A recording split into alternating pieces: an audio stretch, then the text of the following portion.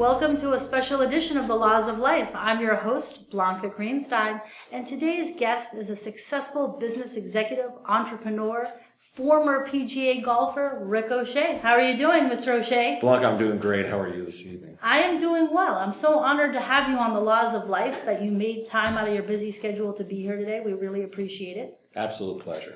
So you have a very interesting history. Let's start off with your PGA golf chapter. How did that happen? Did you grow up learning how to play golf and then became a professional? Well, it's a unique situation. I grew up in Newport Beach, California, and we were members at a country club, and my brother was a phenomenal golfer in his own. So he was 10 years older than I am. So he was probably one of the best golfers in the country at the time.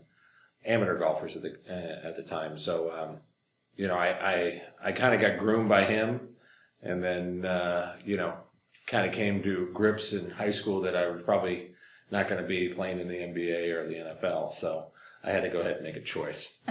So I choose golf, and, I enjoyed it. And it wasn't the most dynamic career on tour. I don't believe I'll be bringing it into the Hall of Fame anytime soon, but it's that saying, I was in the show. Well, let me tell you, that is not an easy accomplishment. How did you find out when, what did you get a letter in the mail? How does that work when they say you're on the tour? What's the official documentation you get? You have to go through a series of qualifying schools, and you play your way on tour. So, either you can go through tour school or you can go ahead and play your way onto tour by Monday qualifiers. But those are the past now. There's so many. There's the second tour, which is the web tour, is now a big kind of a bouncing board to go ahead and get on tour. So how many years did you play on the tour? Well, I played professional golf as a professional touring player for 12 years. My last tour event was in 2001. My last PGA Tour event was in '99 at the Buick. Tiger shot 62 in front of me, and wow. Yeah. So it was a great experience growing up, trying to be the best player in the world, and I was lucky enough to play with the best players in the world. But again, I had my oldest now. He's 22. At the time, he was just turning 3. And the lifestyle for me was just different, and didn't want to be involved in it. Too much travel? A lot of travel, a lot of practice, no vacations, and a lot of time without seeing your kids. So, it just morphed into a different kind of lifestyle than I was used to. What was the number one law of life you learned being on the tour about? What did the game teach you in life? Well, I mean, anything that you do for a living, and you have to go ahead and compete every day to go ahead and make your living, is that it teaches you how to, be strong and work harder than anybody else out there. So, I mean, it's a work ethic aspect of it. Golf is such a wonderful game because it teaches you so much about yourself and about character and fortitude, that it's, I wouldn't have changed it for the world. And when you're by yourself and you're single, it's a whole different lifestyle than when you have kids and have a family, and, you need to go ahead and step back and find out really what's important in life. And playing golf and making, that kind of money was not as important as hanging out with my children. So my child at the time. So. Wow. And now you have 3 kids, right? And now I have 3 kids, yes. And how old are they? I have Zachary, who just turned 22. He's up at UF, up there at University of Florida. Hopefully he'll be graduating soon. Excellent. In the next couple of years. He's like John Belushi, 6 years of college. But there you go. No, I'm so proud of him, and I'm happy that he's taking his time. No one should rush through college. Exactly. That's the best chapter of your life. Best chapter by far. I wish I could go back. I wish I could go back too. Let's go back together. Where are we going to go? That would would be a good movie. I think I might have some years of eligibility left. I could probably play. Maybe we could negotiate something. I Right. could be the lawyer, you'll be the golfer. We'll figure out a package that we get to go back to college. Done. We could teach, There you go. right? What's wrong with That that? could be a whole business plan. That's right. So speaking of business plans, after you were on the tour, you Mm-hmm. took that golf experience and you literally parlayed it. I did. I into leveraged. an amazing operation. Tell us about that. Well, what I did is I leveraged it. I had relationships in the cruise industry, and being fortunate enough to be a good enough golfer where everyone wants to play golf with you. True. So I had the opportunity to go ahead and play with Bob Dickinson, who was president and CEO of Carnival Cruise Line at the time, and we formed a onboard golf program, which was called at the time Elite Golf Cruises, which then morphed into CarnivalGolf.com. And Wow. we went from a few cruise ships to having 120 golf pros that were struggling to play golf on tour out on cruise ships. Went from under $1 million in sales to $18 million a year in sales. Incredible. And Incredible. escorting golfers throughout the whole world. And That was your baby? That was was your my baby. idea? Founder. So where were you when you came up with that idea that you were going to take golf and bring it to cruise ships? Because you know those two ideas aren't obvious. No, I think that, if you spend enough time daydreaming and laying on the couch and thinking of how you're going to go ahead and slay the dragon, you'll come up with an idea. And it's the fortitude to go ahead and wake up and say, you know what, I'm going to go get it. And you'll get there. Do you remember who you told that idea for the first time when it came to you? No, I don't. But I knew that it had legs Why didn't you call me? No, I'm just kidding. from the start. I mean, who doesn't want to go ahead and mix business with cruising, right? It's an incredible idea. So, my kids were exposed to cruising, and I could cruise with them. And you traveled probably to many different places, I would imagine? At my own accord, visiting golf pros to make sure that they were doing a quite job. Doing- Had no pleasure involved in it at all. Of I course was not. there doing business on course. board cruise ships throughout the world. And you were sampling the fine cuisine of the cruise Oh, of course. chefs. I had to bring back reports back to, the CEOs and presidents of these fine incredible. cruise lines, because I play golf with them all. So, Amazing. I had the opportunity to meet, to hang out with the likes of Mickey Arison, who owns Carnival Corporation. Sure. Owns the You Heat. still friends with them? I am. Maybe you can set up a lunch for me. I can do so. Maybe I can send him a text. He might not respond back. So, Well, you know what they say, because you and I became friends through a mutual friend, Scott Major, and as you know, Major Peruis is one of the sponsors of this show. I think when you meet someone through a good friend, I think we became good friends because I'm very good friends with Scott, you're very good friends with Scott, and it was like we became a family through that friendship. Absolutely. And meeting people, and that's one of my laws of life, is just introducing people to other people, taking the time to do that, whether or not there's an obvious synergy or not. So how did you meet Scott Major?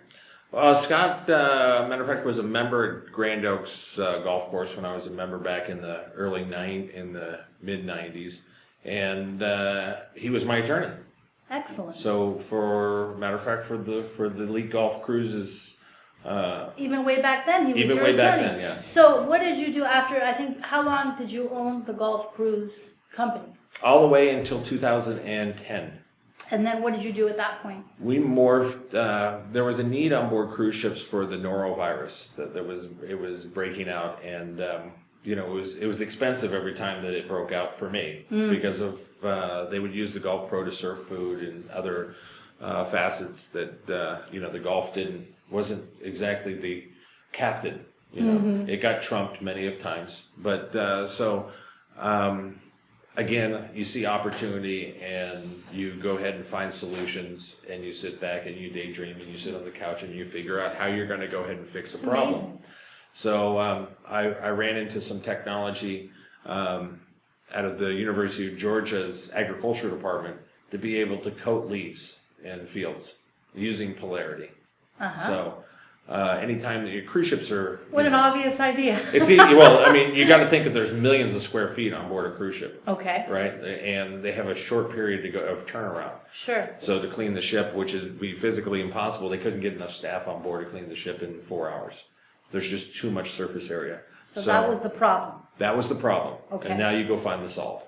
And that's what you started daydreaming about on that I- famous well, sofa. I think maybe you can sell us that sofa. A lot of $1 million ideas on that sofa. Well, yes, but it's it's the ability to be able to think out of the box, which I think that in today's day and age is that everyone's so focused on how to Get through the grind. get through the grind and not be able to sit back and say, what is there a way to think out of the box? It's kind of funny that you think that you have ideas and purpose and business and everything else, and then I hang out with my kids a lot, and this new thing is called Fortnite, right? So all the kids are playing Fortnite, and I enjoy so much watching my kids play Fortnite because you get so much of life lessons from Really? from Fortnite. I'll have to try it. So, they can either play together or they can play on their own, right? And you can tell the kids that want to play together are team players. You can tell the kids that Interesting. want to play on their own are more solo kind of people, and that's a different personality. So, and how they go ahead and collect weapons and shields and everything else. It's the same thing in business and life, is that you're going out there and, you're trying to go ahead and gather and, protect yourself so you can go ahead and accomplish victory. So, I mean, there's a lot of, I just saw that movie again, Hunter Games. And there's a lot of Hunter Games inside of Fortnite, Really? which are kind of, So which are you? Are you a solo leader type or are you a team collaborator? there's no question I'm a team collaborator. Okay. And you Yeah. think that's very much attributable to the level of success you've achieved today by having that model? Well, I would hope so. I mean, I think that what you want to do with anything is you want to get a good team around you, and you need and people are, you have to, if people fail, that people that you hire, it's usually your fault, never their fault. Due to the fact is you didn't tell them what your expectations were, and you didn't give them enough tools to go ahead and be successful. I'm a guy that I'm not a micromanager. So I'm going to go ahead and hire you for your dynamics, that you can go ahead and be somebody special. And do you want to go ahead and be that person, or do you want to go ahead and, tell me that you want to be that person and really not have the charisma or the guts to go ahead and be the person you want to be? Yeah. Because it's so easy just to wake up in the morning and just kind of go through the motions rather than go ahead and make a difference. That is so true. Now, going back to you brainstorming on the solution for the cruise ships, take me back to that point in the story. So what was the solution to clean that massive area of cruise ship? So anytime so if you have a virus like a norovirus, it's a very, very small nanovirus, and it just takes a very little to go ahead and get somebody sick. And so you need to be able to disinfect, a large area. Okay. So for to go ahead and do that, you're going to need chemistry to go ahead and be able to touch all the touch areas, every square inch of the touch areas. So it's going to have to be atomized. So, and anytime that you atomize something, you've got gravity issues because of the droplet sizes and everything else, gravitational pulls. So anytime that you're using gravity to go ahead and coat things, you're never going to get 100% coverage. It's impossible. Okay. It's just, there's no way that you can have things fall there unless you completely drowned everything, and then you're spending so much money in chemistry and labor waste. costs to clean it up and everything else. So you came up with something to prevent that? yeah, so Steve Cooper and they had a technology out of the agriculture department in UGA, which would go ahead and be used in the fields to go ahead and coat underneath the leaves where all the white flies would live. So they could spray on the top, and then it would go back underneath, Okay. and using the force of attraction to go ahead and coat underneath the leaf. So anytime that you have a neutral, a neutral and a negative or a positive, right, it's going to go ahead and fight for that field. Wow. So we took the same technology, and instead of spraying insecticides, we changed the technology. We changed the dynamics of the technology for a more of a small, off of instead of off a tractor You or flying. re-analogized it. Well, we repurposed it and Nice. and made some significant changes to go ahead and make it better for the disinfection world.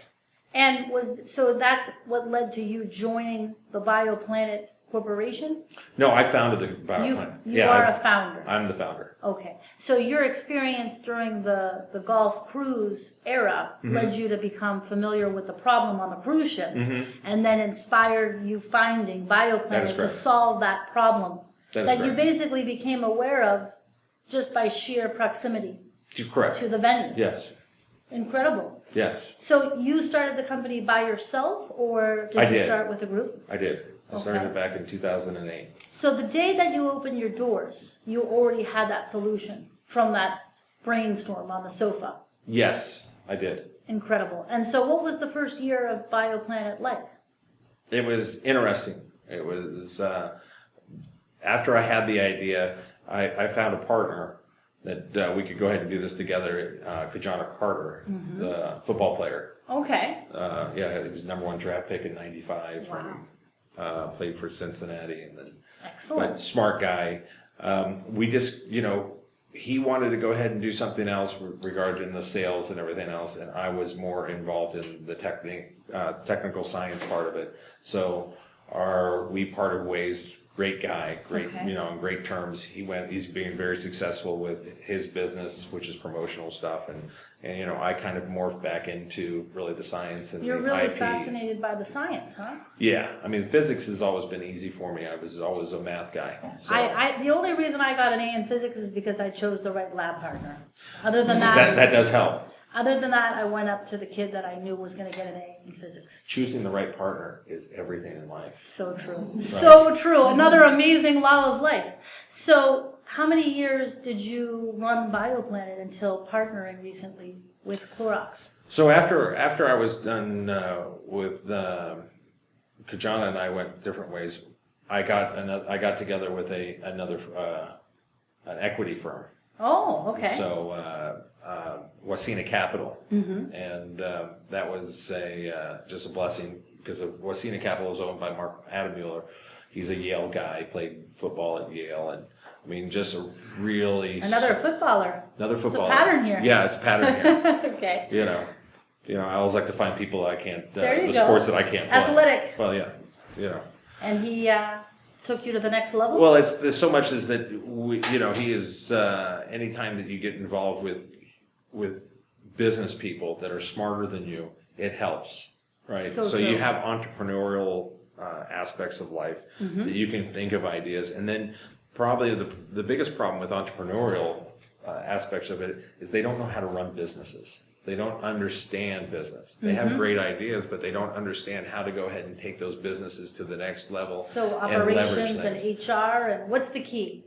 Do you think that they're missing? It depends on. Usually, entrepreneurs are very micromanagers and they're very proud, right? Because they're very digested into the product they're trying to go ahead and deliver, and they think that they're the ones that know how to do it, and it's their way or the highway, which is, if you're a team player, you need to go ahead and sit back and understand the efforts of everybody. I mean, you have it's a team, and sometimes that you think you're going to fail, and they strive. Absolutely. And sometimes that you make this preconceived notions of what's going to happen because you think you're omnipotent, because you've been successful in the past, doesn't mean you're going to be successful in the future. That's true. So I don't know that it kind of doesn't make any the sense of entrepreneurs and being good business people. It's a rarity. Yeah. So you have to get good people around you that are good business people. That's interesting. Yeah, it might be painful to listen to them, but sometimes they're you what? I always say I like people that tell me the hard truth. I don't want sugar coated. I want to get the advice that's going to help me evolve. So anyway, so then what happened? So you partnered up. Yeah, we partnered up, and during that period of time, we were in talks with Clorox for a 2-year period, and we finally got to a place that we agreed that we were going to go ahead and be exclusive with Clorox. That's wonderful. So what an opportunity! It's a phenomenal company. It certainly is. I mean, it's pretty much a landmark company in that type of industry, right? It's a very good brand. They have wonderful chemistry. They have wonderful people that work there. Where are they based? They're based out of San Francisco, Okay. Oakland. So do you go to San Francisco more often now? On occasions, yeah. I go out there to. So when did that relationship happen? What year? That was in March of last year. Very nice. And what is the key product that alliance? So we make the out? the T360 for them, the Total 360 product, which is the delivery system for their new chemistry. Okay. So they're into the hospital space, they're into the schools, they're Excellent. into athletic facilities. So So a lot of commercial clientele. a lot of commercial clientele. Yeah, they are. They're a big company, so they do things very methodical, and this takes it's the long game for them, which is the partner that we need to have. I mean that's incredible. What a wonderful partnership. Yeah, it is. It's a wonderful partnership. What have you learned most? They're lucky to have me. Oh. I'm sure it's a win-win, as they say. Yes, it is a win-win. And what have you learned most from the Clorox company, being in that relationship from such a pioneer company, really? Well, coming from a small, self-starting company and then diving in with a Fortune 500 company it's definitely a culture shock. But it's people are people, and they're going to go ahead. And the people that I deal with are at the top level, and they need some entrepreneurial background just as well as I need the structure to go ahead and drive businesses. So we have a good relationship. It's a good hand-in-hand relationship. And after all your years of experience and all those brainstorming sessions that you've had, obviously you've really gone. You've taken on risk. I mean, doing the cruise company was a risk. Mm-hmm. Doing BioPlanet was a risk. Mm-hmm. What did you tell yourself when you started, 2 companies during your lifetime, when you weren't sure if that company would be successful? I've started more companies than that. Have? Yes, just failed miserably. That's great. Okay, that's encouraging. The whole point is you got to keep throwing spaghetti at the wall. Yeah, and fail and fail fast. Don't what is your advice after? So you have, it's always, obviously we're here and we're celebrating your success, which is incredible. But it's always good to learn that, everybody has their highs and their lows. What's your advice during the lows that you'd like? How could people learn? How did you get through the lows? Well, I mean, if you're an entrepreneur, there are always lows. There's 95% of the time you're going to be is going to be low. Isn't that interesting? 90. So you think that's yes. high of a majority of the time? Yes. You are fighting harder than anybody else. Same thing in golf. You are always going to have lows. So keep fighting the fight. You got to keep on fighting the fight. So surround yourself with good people. I was fortunate enough to have a great relationship with one of my mentors, which is Wayne Huizinga. He used to own Grand Oaks, and we used to play golf together. As I was when I was trying to play on tour, he was out there, and so his words of advice which I took to heart, were get rid of the bad people in your life. You don't need them, 100%. and you have to go ahead and be diligent on who you spend your time with and who you want to be. So on tour that you can find out everybody wants to hang out with the leading money winner on tour. You want to rub off on what's he doing different than I'm doing. Interesting. Or you hang out with bad people, you're going to do bad things. You hang out with good people, you're going to do good things. So you be careful who you choose your friends and who your business associates with. I think that's an incredible law of life to close on. I think we've learned so many laws of life from you during this interview. Thank you so much for being with us. Ricochet, it's an honor to have you. I hope you all learned something today. I know I did. Thanks for watching, everyone.